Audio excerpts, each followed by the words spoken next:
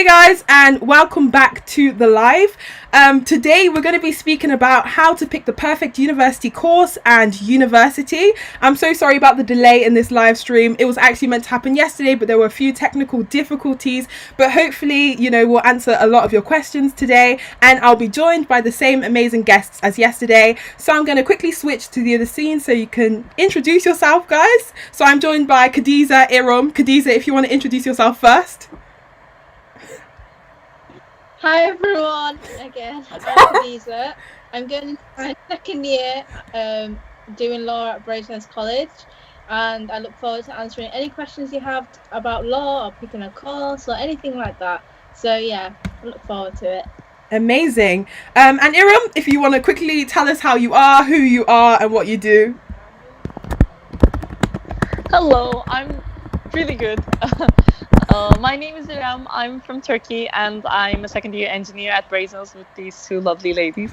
And I'm willing to answer any of the questions you have about engineering, STEM subjects in general, being an international student, if we have any internationals amongst us here today. So cool. And sorry to anyone who watched the live stream yesterday, which was absolutely shambolic, catastrophic. Hopefully today it works. I've updated my laptop to avoid any issues. But as we did yesterday, Khadiza and Iram, do you kind of just want to summarize your journey to picking your subjects? Was it like a gradual thing, or was there a turning point in picking engineering and law? I was going to say lawyering, law. Khadiza, do you want to go first again? I chose law in year 11 after I did some quizzes online on how to pick a career, because I absolutely had no idea, as I thought about English teaching and then fashion designing, creative writing, all sorts of stuff. But I finally chose law because I just thought it's the right subject for me in terms of the skills that I need, and I felt like I had them. So then obviously I chose them for A-level, then I chose as a degree because I really liked the A-level course. So yeah, that's how I got into law. Cool, amazing. And Iram, what about you? What's your story to engineering? my story starts when I was 14, when I initially decided to become an engineer. But then in high school, I did a lot of extracurriculars and had a little bit of detour to international relations and politics. When I was about 15, 16, I took part in the student council and Model United Nations. And then I discovered our school's robotics club, which was new, established by my friends. And I got into robotics, and I decided for sure that I wanted to be an engineer. And here I am. Amazing. Here she is. Here they are. So guys, if you have any questions based off anything Khadiza or Iram have said for prospective lawyers and engineers, please don't be scared to send them in. And for me, medicine, you guys will know if you follow my channel, it wasn't a straight cut journey. I originally wanted to do chemistry, but then I went to a summer school, the UNI summer school. I spent 5 days doing chemistry in labs, and this was in 28 degrees heat. And I was like, nope, this is not for me, for various reasons. So I was so happy that I went on that summer school, because it showed me that wasn't for me. And I was lucky enough to be in contact with some of the current medical students and prospective medical students, and they kind of advised me to do work experience placements over the summer, which is what I did, and that kind of solidified my passion. Can I say, is that too cliche, for medicine? So yeah, if you have any questions about anything, send them in. We're going to quickly get started with the questions, and the first one is sent in by Aksan, and they ask, did Iram and Khadiza have to do admissions tests like the BMAT for medicine? Yeah, I definitely had to do the LNAT. I think not all universities require the LNAT, but you should research that in terms of you should do a mixture of what universities do require the LNAT and which don't. But if you are going to do the LNAT, it costs about £50. So make sure you do choose a couple of unis to do the LNAT. I only had to do the LNAT for Oxford, to be honest. But yeah, it's like a 90-minute multiple choice question. It has nothing to do with law, to be honest. It's more about, it's an aptitude test, so it'll have random topics or a little paragraph, and you just have to deduce certain things from it, and then you have to do an essay at the end for 45 minutes. Yeah, it's quite hard, but you get used to it. As long as you do your practice, it's not too bad. Khadija, the reason why I was like chuckling is because a message from AK came up asking what career quiz did you do, Khadija? What was the link to it? I put on in Google, what career should I do in the future? So guys, if you can't decide, tip from the Queen herself, just Google career quiz and it will, answer your questions. But I personally, do you know what? I say this, but I personally wouldn't recommend it because for me it came up with project management. So obviously that is not really law. So you can do the quizzes if you like, but they won't give it. Don't base your whole life decisions off them, please. Don't do that because they didn't come up with. You actually didn't come up with law. It came up with stuff similar to law, so that's why I chose law. That's so funny. And Iram, what was the admissions test process for engineering? For engineering, I did the PAT, which is the physics aptitude test. The physics. And, yeah, I mean it has physics in the name, but it's half physics and half maths, really. Even better. Yeah, lots of maths actually. And I think I did better on the maths part than the physics part. But yeah, for other universities, I remember. So I didn't apply to the exact same subject in all the universities I applied to because UCL I applied to 2 different specific engineering subjects. I think one was mechanical engineering and one was computer engineering. Or CS, I'm not sure. And for Imperial, I applied to, again, mechanical engineering and computer science with artificial intelligence. That specific course required me to take the MAT, which is the mathematics aptitude test. But because I took the PAT on the day they were offering the MAT as well, I had to take the STEP, which is Cambridge's mathematics aptitude test, which was way harder. So that's a point to consider. If you want to apply to several different engineering courses, they sometimes require different tests. And if you want to do Oxford, obviously you got to do the PAT. If you want to do Cambridge, there's the ENGA. It has double A's in it. Just go Google it. Go Google it. They're all similar. I have no idea what the Cambridge test was like. My best friend took it, but he passed it. I mean, it couldn't have been that hard. So amazing. And for medicine, in the UK, you either do the BMAT exam or the UCAT exam.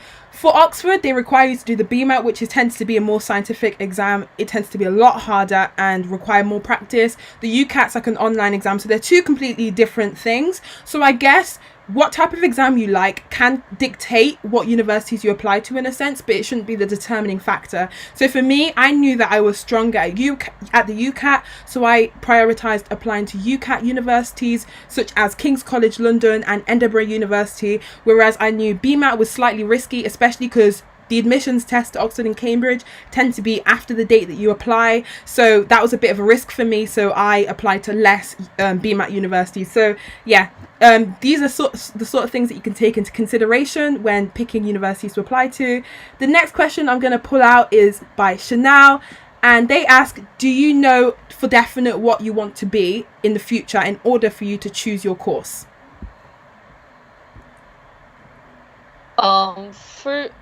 Okay, so the Oxford. Sorry. No. Okay, sorry. Especially for Oxford engineering, it's really an advantage of the Oxford engineering course because it's a general engineering course. So you start out with all of the engineering topics you can imagine, like electricity, thermodynamics, fluid mechanics, all of that stuff, and then you choose your specific engineering area in your 3rd year.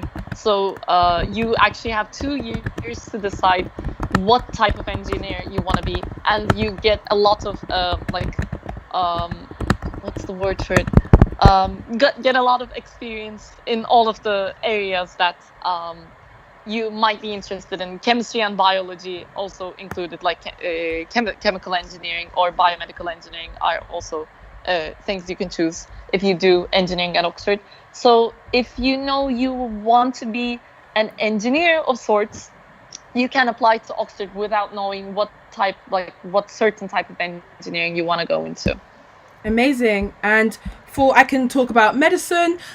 For medicine, because it's so vocational, they do kind of expect you to almost be fully set on the career path that you want to do, aka work, clinically or research. However, one thing I want to disclaim is that when you apply to university at the age of 17, 18, 19, you haven't even reached your 20s. Like, universities don't expect you to be 100% set on that career path, and naturally, because you haven't experienced what it's like to be in that career path, so medicine, you haven't experienced being a full-time doctor, there's certain things that you won't be aware of, but I guess what can help you to develop that awareness and insight into that career is to do work experience, research, summer schools, all these things that are available to a lot of us for free. Definitely check them out. And Khadija, do you have anything to add for future lawyers out there?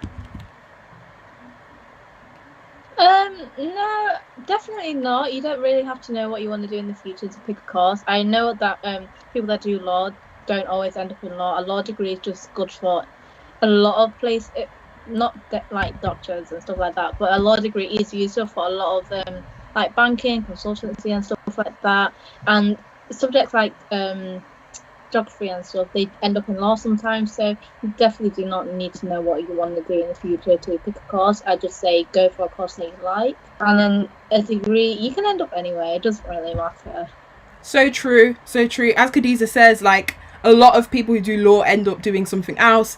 Iram said yesterday, the majority of people studying engineering end up doing consultancy, and some medics actually end up not going into medicine. So there's a lot of flexibility there. So don't think that if you apply for a course or you get into a course, that's you set for life and you can't really change your mind. But yeah, hopefully that's answered your question. If you still have any other questions based off that, make sure to send it in and we'll try to get through them all. The next question was sent in by Dashing DD, and she asks, is it possible to change colleges if you don't love it when studying in Oxford?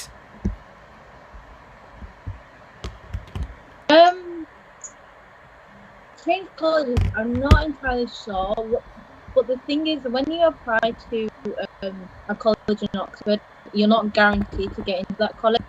So I applied to Lincoln College and I did Regent's College because the applicants are put in a pool, and then different colleges just put you out in if they like them and stuff like that. So it's not guaranteed, but there is a video about choosing the right college. A YouTube channel called Truth of the Matter. That would be a good video to watch in terms of how choosing a college can matter. But I'm not entirely sure if you can change colleges because you do your interviews at that college with those tutors, because obviously tutors at different colleges are different. So I'm not entirely sure about that, but you should end up liking the college hopefully. So just to follow up on what Khadija said, I've put the name of the YouTube channel on the screen.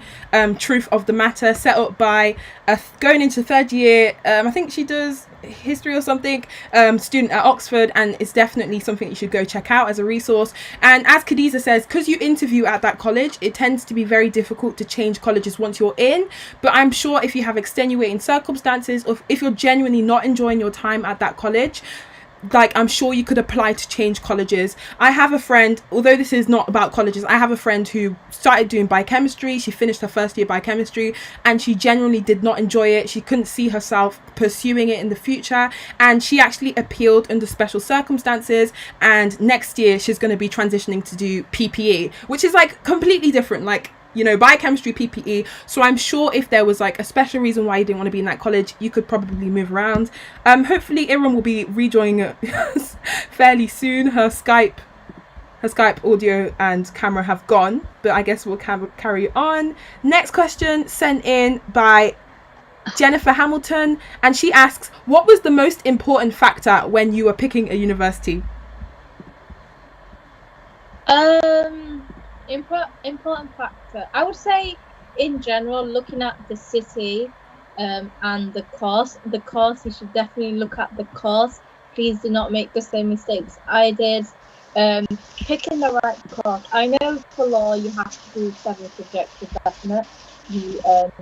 So that's just a general law degree, but you can do additional courses, and the number of different additional courses that you can do will change for the uni, depending on the uni. So Oxford, you really have to do Roman law, for example, and you have to do constitutional law or administrative law. But in other unis, you don't have to do Roman law, and you only get 2 options at Oxford. So definitely looking at the course, and then look at the city. You have to like the city where you're gonna live, because you have to enjoy the environment and whatnot, and stuff like that. So city and the course are the 2 most important things. And kind of echoing on from what Khadija says, definitely like looking at your course structure for medicine is so important, because the courses vary between different universities. So Oxford is very traditional in the sense that they have a very clear preclinical and clinical split, whereas other universities are more integrated, so you start seeing patients straight away. The Barts and the London, you start seeing patients within weeks of being in first year, whereas at Oxford you don't see patients properly until your 4th year. So if that's something that you really want to do, you know, you want to get hands on straight away, maybe consider applying to those sorts of universities. Similarly, Oxford is very much academically driven. We do a lot of research in our 3rd year. You know, you have to do an intercalation, which is like a research project year, whereas at other universities that's an option. You don't have to do that. So there are lots of things to take into consideration about the course of medicine that should dictate kind of where you want to apply. Another thing is the differences in courses can be seen because some courses do PBL, whereas others don't offer PBL. PBL is problem-based learning, and this is essentially group work, like a different way of learning. I originally didn't want to apply to Manchester, which was the first med school to do PBL, because I had a bad experience from A-levels. I had a bad experience working in groups. Like, no one would like do the work. I found that I was the only one doing the work and essentially carrying the rest of the group on my back. So I was like, I don't want to do PBL. So I applied to non-PBL universities. Looking back now, group work at university is very different, but it's definitely something to take into consideration. Hopefully that's answered your question. We shall move on to the next one. And okay, next one is sent in by Jess D, and she asks, what kind of things could you do to see if you like a certain subject? I think I want to study French and Spanish, but I want to be certain that it's the right course for me. Guys, hello, by the way, am I back? No. Oh no, Iram, we can't see you. Is it just my video not working, or? Yeah, Okay, Iram, it's your video. Not working then, I guess. Sorry? We can't see your video. Yeah, it's on. My video's on. I don't know why it doesn't show up. Oh no. You know what you could try to do? You could leave, like completely switch off your phone and then like rejoin. Okay, yeah, I'll try that. Okay. If anyone in the comment section knows how to sort out this Skype issue, please let us know. But yeah, me and Khadija will carry on answering the questions that you guys have and wait for Iram to come back. So in terms of knowing if a course is right for you, honestly, you want to study French, Spanish. That is, it's hard. I don't understand how you get work experience. You know how to do that, but obviously for law, it's easy to just do work experience at high street. It's not easy, but if you apply or email and get work experience at a high street firm, but obviously like that isn't a degree. So working that as just the top thing I was doing the course, but maybe picking it for A-level, see if you enjoy that an A-level course. So I did law at A-level, and that I really did enjoy it. But yeah, so if you do French Spanish A-level and you do enjoy that, then hopefully that should make you think about if you'd like that degree. It's just another level, but yeah, you don't really have to be certain right now. Hopefully, depending on what year you are. I don't really have to answer that question, to be honest. Maybe Fran can help out. So, as I was saying before, it's really hard to know that the course is the right course for you until, you know, you're well into it. You're well into your 2nd term at university. So what you're really going off now at this stage is, do you think it's the best fit course for you? And that will come with doing a lot of research. As Khadija said, sorry, I pronounced it wrong then. As Khadija, I just did it again. As Khadija said, it's difficult to get work experience for languages, but what I can recommend is speaking to older year students who are currently studying French and Spanish, who can actually speak from first-hand experience about what their course is like. I know that Eve Bennett, she does Spanish and German, I believe, and she speaks openly about how her course is like, what the timetable looks like for studying Spanish and German. So that is something you can definitely go off. Also, at a lot of open day universities, they will have students who are like there to answer any questions you may have about life as a French and Spanish student. So check out the next ones. I think the next wave of open days are in September time, just before the application deadline. They may be virtual, but definitely give that a shout. Hopefully that's answered your question. Again, let us know if you have any more follow-up questions. I think Iram is back. Guys, am I back? Iram, we can't see you, but we can hear you. That's weird. That's okay. Yeah. That's gonna have to do. Sorry, the guys. view. Yeah, that's fine. I think it's probably to all of the prospective engineers out there. I'm running iOS 14 beta right now because I was too curious to wait until its official release. So I think that may be the problem. That's the so engineer funny. life, guys. Don't worry, the viewers will have to deal with the Skype logo. It looks cute. We can work with it. It's calm. That's so funny. All right, moving on to the next question sent in by Pierre Henry, and he asks, how do I decide between two courses? I guess you'd have to specify the two courses, because you could be finding it difficult to decide between biomedicine and medicine, or it could be completely different, engineering and medicine. But Khadija, do you have any general advice when it comes to deciding between two courses? So I was picking between history and law, or even English and stuff like that, because they were my A-level choices. But I'd look at the career prospects after that degree, as in what you want to do. If you do know what you want to do in the future, or you have an inkling of what you want to do, look at what people go into after that degree and see if you like that. Look at the course, just see, do you like this one better? Do you like that one? Look at the reasons why you're even thinking about doing separate courses. So you might enjoy history more, but you think law has better prospects at jobs or something. But I definitely go for the subject that you enjoy, because you're doing it for 3 years, and if you don't enjoy the subject at least 50%, then you'll just hate your time at university. So look at the reasons of why you're struggling to choose between courses. So prospects, your personal reasons, and then the course.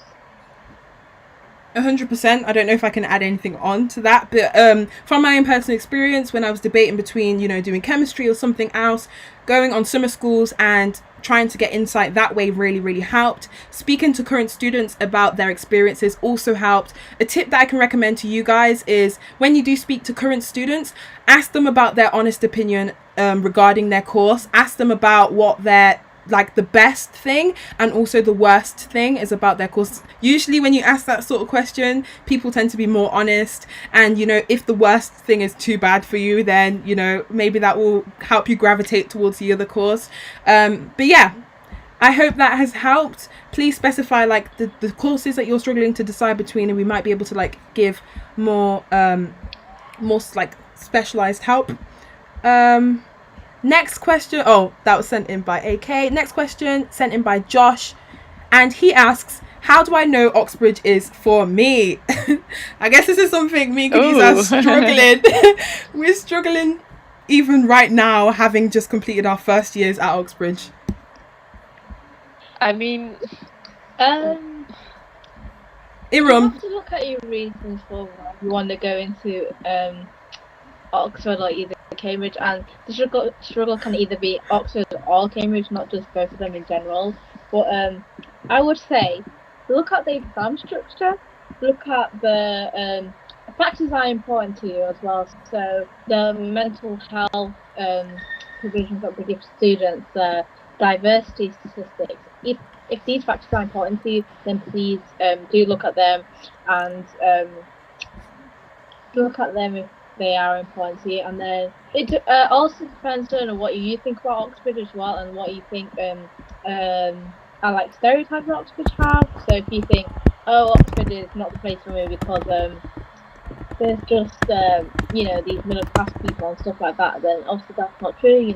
I come from a working class background and stuff, but you have to evaluate why you might not think Oxford is for you, and if it's a self-esteem issue, like you think you're not worthy, then definitely reevaluate, because everyone can do it, everyone's worthy, deserving a place. So yeah, look at the reasons why you might not think Oxford is for you.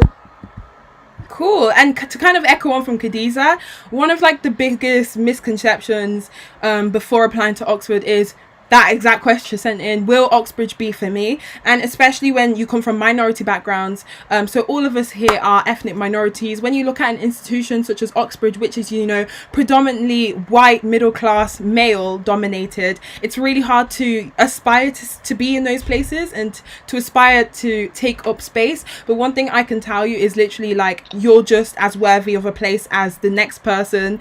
Like, apply if you believe you can make it, and just have confidence in your abilities and apply. As Khadija says, if the diversity statistics are something you're really concerned about, then definitely check them out. Make sure you're informed about the scenes, the highs, the lows of Oxbridge, but don't look at it as a middle class white man's university, because there's space there for you. We're here, me, Khadija, Iram are here, showing that it is possible for people looking like us to make it into those spaces. So never not apply because you don't think it would be best fit for you.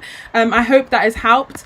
And Iram, just to let you know, I've put a picture of you on top of where your video should be to make it seem like you're actually here.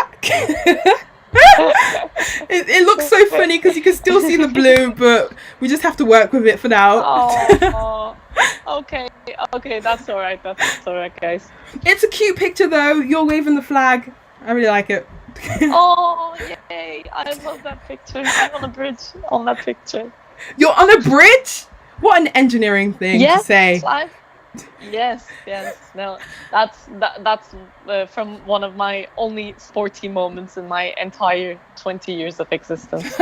we walked a marathon. Not ran, we walked. You walked? Isn't a marathon like 24 miles or something crazy? I don't know what miles are. Tell me kilometers, please. That is so funny. Next question. We're going to try and speed through these. Sent in by Lucine Priscille, and she asks, how did you choose your universities? Quick fire. Khadija, how did you pick your 5 universities? Okay. Definitely look at the place. So I chose Manchester, York, Durham, Queen Mary in London, and then obviously Oxford. Definitely look at the city and the course. I personally wouldn't choose York again because it's just not the right city for me, but it could be for you. So looking at the city, the accommodation that it offers, and the type of course it has, that's how I kind of chose my 5 unis. Yeah. Cool. Iram. Oh, sorry, I interrupted. Yeah, it's okay. I didn't really. This question is not really for me. I applied to Oxford, Imperial, and UCL, and that's it. And I didn't think that much about where I was applying in the UK because I was originally supposed to go to the US. So the UK was just like, I'll try my chances, and if it doesn't work out, I'll just go to my safeties in the US. So I don't have a good answer to this, sorry. Fair enough. For medicine, again, it is, I recommend applying strategically, but also applying to universities that you'd see yourself like studying at. For medicine, I recommend being strategic because it's like very difficult to get in. There's so many applicants per year and the process is so rigorous. So apply to your strengths. If you know that you have a good admissions test score, try and prioritize the universities that put more weighting on your admissions test score. I knew that I had a good set of GCSEs, so applying to Oxford and Imperial, which put high weighting on your academics, was kind of an advantage to me. It shouldn't be your only reasons for applying to universities, because at the end of the day, you have to live there, right? You have to make friends there, you have to enjoy the facilities there. So as the other two kind of said, make sure you're liking the city. What does the city look like? The reason why I did not like Cambridge as much is because the city was dry. No offense to any prospective Cambridge students here. It just gave me too much village vibes. Like, the train station was a 20-minute bus journey from the city centre, which disturbed me because I was planning on going home quite a lot. The city centre is like that, like tiny, and I come from like a fairly good sized city, so I wanted something that was similar to where I lived. So that was one of my the factors. Also, a key factor that not enough people talk about is how can that university finance you, particularly if you're from working class, low socioeconomical background. Look at the scholarships, the bursaries available to you. Oxford are very, very generous as to the financing. Me and Khadija are both recipients of a scholarship which was given because we came from kind of low working class backgrounds, and they give us so much money that like, Khadija, don't you feel like we always have way too much money in our bank accounts, which is dangerous for you because you shop too much, Khadija? You don't have to out me on this. Out, please. You need to be held accountable for your shopping habits. I'm joking. Oh my God. Let me not expose you. Okay, right. Moving on to the next question swiftly, and this is one for you, Khadija. AK asks, why did Khadija decide to do law as an undergrad rather than convert later on? It's just, I personally thought it'd be a simpler thing to do, and I actually didn't like law was the only subject that I did like I said, maybe history or English, but I kind of knew that I wouldn't end up doing that anyway because of career prospects. Also, so if you convert later, it's called the GDL, the Graduate Diploma Law, and it does cost money, and it's just another year that you'd have to do.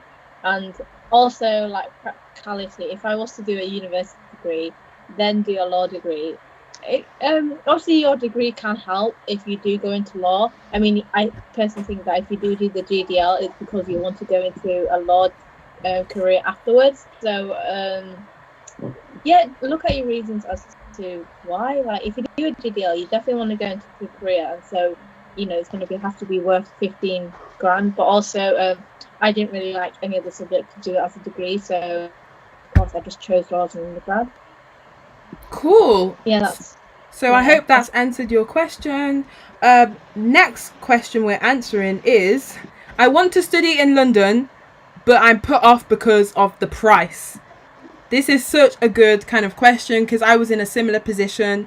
London is the most expensive city in the UK, and accommodation prices and just living prices in general are out of the roof. But one thing I can mention is that student finance, take that into consideration. And if you're going to a London university, you're entitled to more student finance. So that kind of compensates for the difference.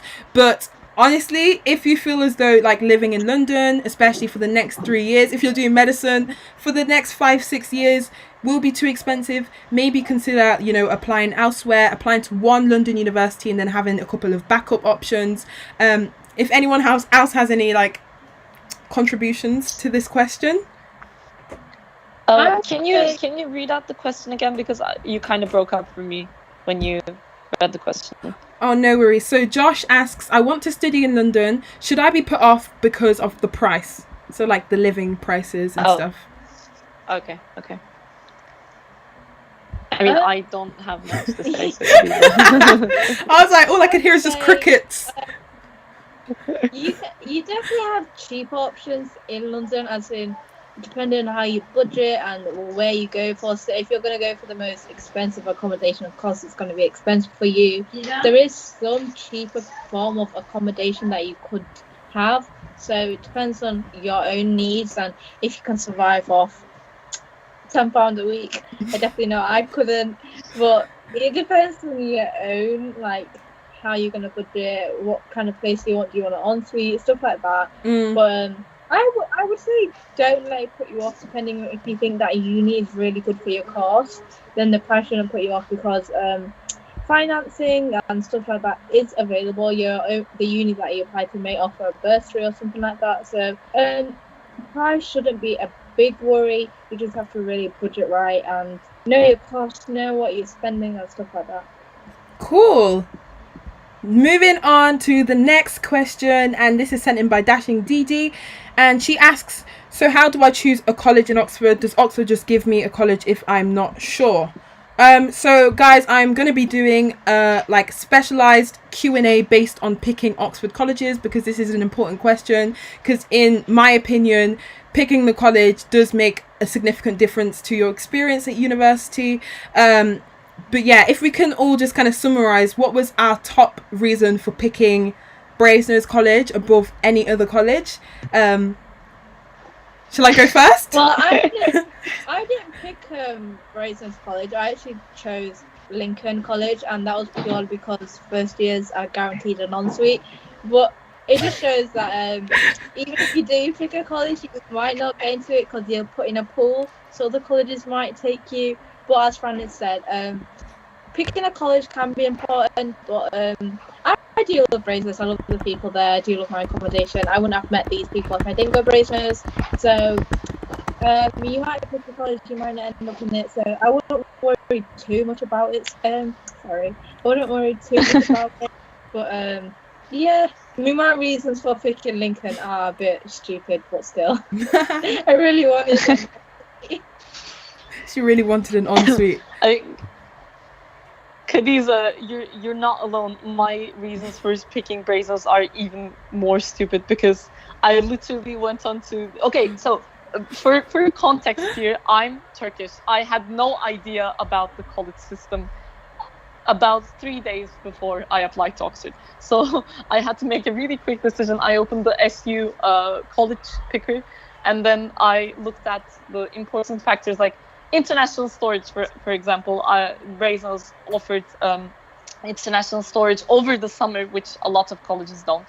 And it also offered accommodation for all 4 years. And getting accommodation for me is extra hard because I'm not in the country outside of term, so I can't really go and look at the houses. So that was one of the reasons why I chose Brasenose. And also it's a very nice bar, cheap pints. Cheap pints. Also a deciding factor. Yeah, that was a lie, but yeah. To be fair, I feel as though... Oh, sorry, you haven't finished. Carry on, Iram.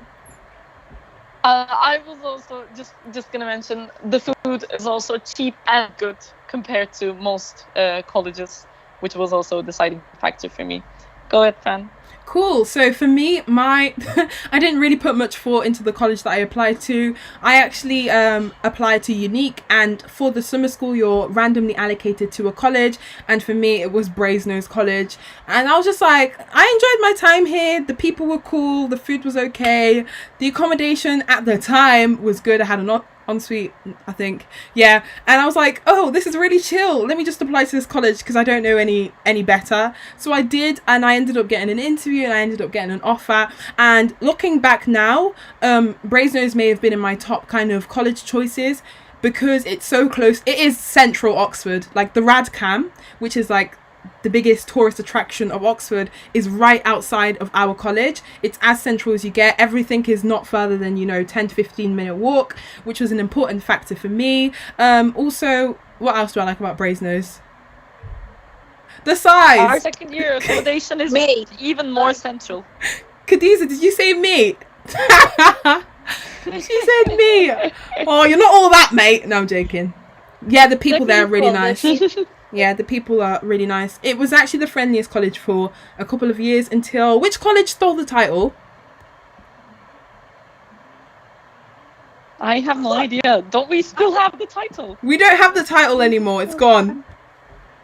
It might be Worcester College, to be honest. I'm not entirely sure. No, I think it could have been Somerville or... Maybe. It may be. I'm not sure. I know that we have really high student satisfaction rates in the student satisfaction tables. I don't know what they're called. But yeah. Cool. Okay, moving on to the next question, and this was sent in by Jess D, and she asks, what weighting should I put on the city in choosing a university? E.g., say if you didn't like a city, is it still worth applying to that university? Anyone have any takes? No. Definitely not. That is very... So I applied to York, but I don't like the city. It's just I didn't like the campus either. It felt like it was in the middle of nowhere. It felt like it looked like it's just really terrible personally to me. Obviously other people might like it, and I don't want to be really like York City, then sure, go for it. But it wasn't for me. I come from a small town, and I really wanted a city. And I think York is a city, but it's not the city that like what I'd want. So I think choosing a uni in a city that you like is important, because you're not going to be spending every single day 24/7 in that uni. You will be going out, enjoying the city, experiencing the city vibes or the place vibe. So if you don't like, also Durham, when I asked what they liked about Durham to the current students, they said it's a 12-minute train to Newcastle, but you live in Durham, so it's not about the links to Newcastle. So definitely look at the place. It is important. It definitely is important. I guess for me, the weighting that I put on, what the city was like was probably 30%. I don't know if that's too high or too low. The main factor for me picking the university was actually kind of I like to say the course, and I have to admit the prestige. I guess like probably a lot of us here could probably agree. Like one of the main reasons why we applied to Oxford and Cambridge is because they are Oxford and Cambridge. They're like really, really high and up there. But yeah, city was a major thing for me, and it helped me decide to pick Oxford over Cambridge. I like to explore the city, go for walks, go for runs, like live like a normal human being. And oftentimes, like a lot of people think that university students are studying in the library all the time, which is just not true. Even as a medic, we still get like a few days off, and during those days off you can go shopping, ice skating, explore the city, and it does make a difference when it's a city that you like. But obviously it depends on the person that you are. If you're the sort to go out exploring, maybe put more weighting on it. If you're likely just to stay in your accommodation all day, I guess it will matter less. Iram, I don't know if you have anything to add on that topic. I can add something on a really macro perspective. If we have any internationals, I don't know if we have any international viewers right now, but the UK, it kind of matters, your proximity to your country.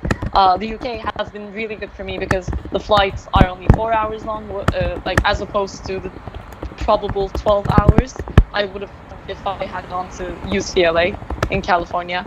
So that's also very nice. The hour difference, the time difference is way less than what would have been with the West Coast of the United States. So that's also a factor to consider if you're an international student. I mean, some people do really well when they're really, really away from their home country, but I'm kind of glad that I chose the UK. Cool, amazing. And Iram, there's another question for you, and this was sent in by, I don't want to butcher the name, Fatumata, who asks, what prompted you to study abroad? Oh, that's a really easy one. Turkish universities are bad. Turkish university is bad.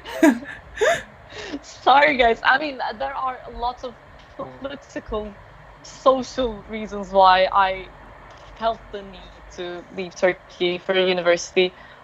It's not entirely because I just wanted a change of scenery. It's like Turkey is not the best place to be in right now, and I feel bad saying this because it's my country and I love Turkey. It's absolutely an amazing place, but I knew that the education I would get in a university abroad, whether that be the US, the UK, anywhere in Europe really, I didn't really look at far east universities, but they also have really, really good universities. Singapore has a great technical university and so on. It was mostly about the quality of education and the quality of life after I graduate. And you can always go back to your home country after you study. I mean, that's always a given. I am actually planning on coming back after I live in the UK for a bit. I don't think I'm gonna live my entire life out in the UK because I love Turkey, but mostly, yeah, quality of life and quality of education. Cool. Really good answer. Thank you so much for telling us about kind of why you want to study abroad. And for people watching who are interested in applying to international universities, me, Iram, and another guest will be like filming a live Q&A based off that. So save all your questions for then. I'll keep you updated on my Instagram, and tell a friend who you know will be interested as well, so we can just kind of spread all our knowledge to as many people as possible.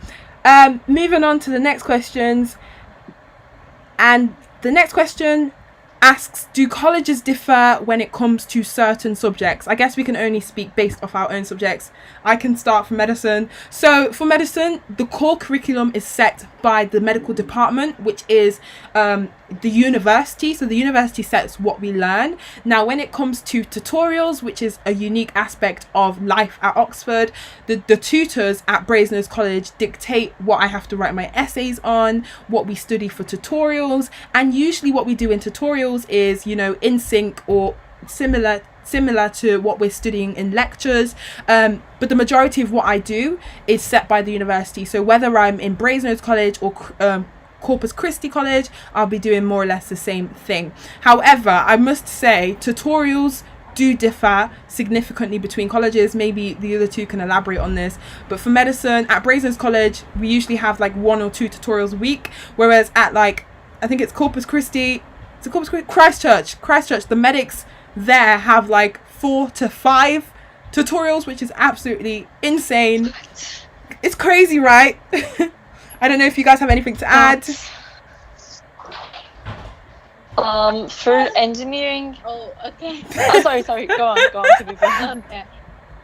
Some colleges don't offer certain courses, so definitely look at if your college offers your course. But also tutorials do change a lot. So for law, some colleges don't do the same course at the same time. So in Michaelmas, as in the first term at Oxford, you might do Roman and criminal, and other colleges might do constitutional and criminal. I mean, it doesn't really change because you just do that subject the next term, so it kind of just switches, but that affects your lectures and if you go to them or not. So yeah, it does change, but overall you're still learning the same thing, as in by the end of your degree you'll all have had the same you've all learnt the same subjects. It's just the way, as in depending on the tutor, the way you learnt it might be different, but as in the content is the same. The law is the law, so it can't be much different. So yeah. And Iram, what's your take on engineering? So for engineering, it's mostly the same as what Fran said. Most of our stuff is set by the department. Actually, the contents of our tutorials are also set by the department, because there are specific sets of problem sheets we have, and they're all the same for like across all of the colleges. But the thing that differs is, so as our engineering degree is a really general one for the first 2 years, the tutors you will have in college will have specific, like I don't know. I've forgotten how to speak English. They all have specialties. I have a tutor in college who is who has expertise on thermodynamics, but not on fluid dynamics, but he gives both of the tutorials. So he's both our fluid dynamics tutor and our thermodynamics tutor. So if you have a subject that you're really, really interested in, for example, I'm really interested in machine learning, but we don't have any machine learning tutors in Brasenose. And if you want to be in contact with a specific expert tutor from the very beginning of your engineering course in Oxford, you should probably take a look at what the tutors in each college are specialized on. Amazing. Yeah, Iram hit the nail on the head. That's so important when it comes to deciding which colleges you want to apply to. And we're going to quickly move on to the next question, which is one for Iram. Oh, Iram, you're taking over my live stream. So you have a question which asks, what's the equivalent of A-levels in Turkey and what did you get? Obviously, like, you don't have to say unless you feel comfortable saying. That's okay. I didn't do what I did in my school. For reference, I went to an American school in Turkey. We had APs, which are advanced placement tests, which is the American equivalent of A levels, but I didn't do that a thing in the UK, so you might have heard of it.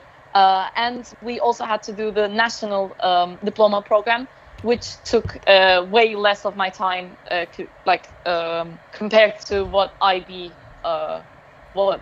took of my time. Oh, sorry. And in IB, I got a 41 total. My higher levels were maths, physics, and computer science. I got 7s in all of them. And my standard levels were English, A, Lang and Lit. I got a 5 on that, which you can probably understand. I got a 6 on History SL, and I got a 7 on Turkish SL, and my core points were to B from my extended essay, and B from my TOK. I'm not sure. It might have been B or C. I'm not sure. Hope that answers your question. Cool. All right, moving on to the next question, and this is sent in by Sasha Chi, and she asks, if you pick medicine and you've already started university but you're not enjoying it, can you switch to a different course? So I'm not exactly sure of this answer, but based off like the stories I've heard, as I said before, I have a friend who switched from doing biomedicine to PPE, which are completely different, subjects, and from what I understand, it's harder to switch to medicine than switch from medicine. So, if you've already got into medicine and you've kind of gone through the tedious, strenuous application process, you're likely to have gotten into other courses such as, biomedicine, which are quite similar, but obviously require less for the application process. So I'm sure if you've done a term and you're not enjoying yourself, that these options will be available. I'm not entirely sure, but it's worth bearing in mind that they may be available. I don't know if that's like a clear-cut answer, but hope that helps. Next question, sent in for Iram again. And they ask, what were the differences between applying to the UK and applying to the US? So why did you, what made you decide to apply to each? Okay, that's a really long question, which I thought I would be getting into in the international stream. But shortly, applying to the UK is far easier than applying to the US. This is just a fact, because the US, you have to write specific essays for each of the universities you apply to, like for about 80% of them, if you're aiming really high. Guys, am I still there? Because yeah, we can still hear you. Seems to have frozen. We can still hear you. Carry on. Hello. Hey. Hello. Oh no, where's she gone? Iram. Has she got? Oh, she's gone again. Oh, that's really sad because obviously we couldn't answer the question. Wait, Khadija, do you have a take on it? She did say that the question will come up in your international live stream, so that might be the more suitable place to answer that question. But she just summarised, it's just a lot harder to apply in the US, and I guess the simplicity of applying to the UK was just a lot easier for her. But I can't obviously speak for her. But tune into the international live stream here at France channel if you want to know. Yep, I'll keep you guys updated in terms of the dates and times on my channel and my Instagram account, which details will be in the description box, so stay tuned. Right, I think this is our final question and falls perfect with the timing, and this was sent in by Josh, who says, my parents are pressuring me into doing medicine or dentistry. I want to do fine art at university. I don't even know what to do. Oh, this is like similar to a question that we had yesterday where parents might want a specific subject for you and you don't want to do that subject. First of all, I don't know if you know what Oxford don't offer dentistry if you are thinking of applying to Oxford, but I would definitely say go for the subject that you like, because you're doing that degree for 3 years, and if you do medicine in 6 years, and fine art and medicine are completely different.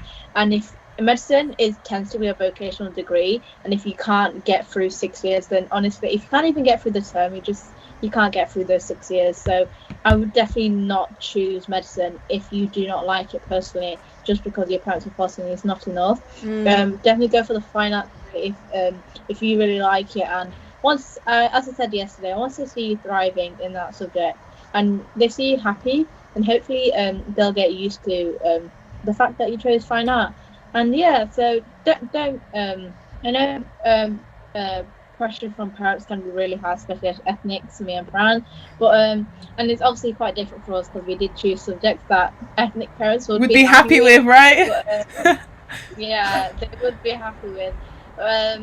But definitely go to subjects that you like, because your parents aren't doing the degree you are. They're not going to be doing those essays for you. They're not going to be going to the tutorials with you. Honestly. So do the subject that Honestly, Khadija kind of stole my answer. Now I have nothing to say.